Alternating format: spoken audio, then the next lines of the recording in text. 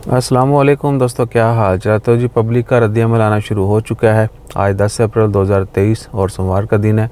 कल पाबंदी लगाने का ऐलान किया गया था मसाजिद के आउटसाइड लाउड स्पीकर के इस्तेमाल पर, कि जी सिर्फ अज़ान के लिए इस्तेमाल होंगे, इसके अलावा उसके यानी उनका कोई दूसरा इस्तेमाल नहीं होगा।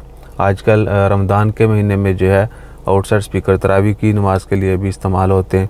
उसके अलावा बहुत सी जगहों पे जुमा के लिए भी या कोई और बयान हो तो भी इस्तेमाल होता है। तो गवर्नमेंट की तरफ से मिनिस्ट्री ऑफ रिलीजियस अफेयर ने ख़ुद जो है ये पाबंदी लगाई थी और उन्होंने ही अनाउंसमेंट की थी, और ये 2 वीक पहले काम शुरू हुआ था। इससे पिछले वीक जो है यानी अप्रैल के फर्स्ट में कहा गया था कि जी ये पाबंदी लगाने का इम्कान है और गवर्नमेंट इसके ऊपर सोच रही है।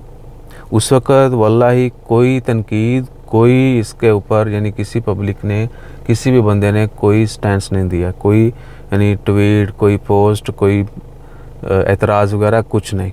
अब जब पाबंदी लग गई है तो सब लोग जो है इसके ऊपर एतराज़ कर रहे हैं, और ओमान के जो मुफ्ती हैं उन्होंने भी अपनी स्टेटमेंट दे दी है कि दुनिया में जहाँ रमज़ान के महीने में या जुम्मा के दिन लोग पब्लिक प्लेसेस पर, स्क्वेयर्स पर जो है वो बड़ी बड़ी तकरीबात होती हैं, नमाज होती है, तरावी होती है, अज़ान जो है उसकी आवाज़ बुलंद होती है, हक़ की आवाज़ जो है वो बुलंद की जाती है, तो वहीं पर इधर लिमिटेड किया जा रहा है, जो कि नाकाबिले कबूल है।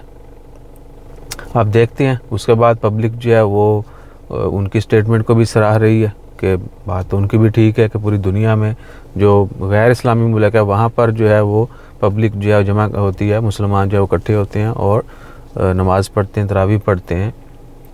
इस चीज़ को फ़रोग़ दिया जा रहा है। तो इधर जो मुस्लिम कंट्रीज़ हैं उनमें पाबंदी लगाई जा रही है, जो कि तशवीशनाक भी है, और वो इसको वापस चाहते हैं।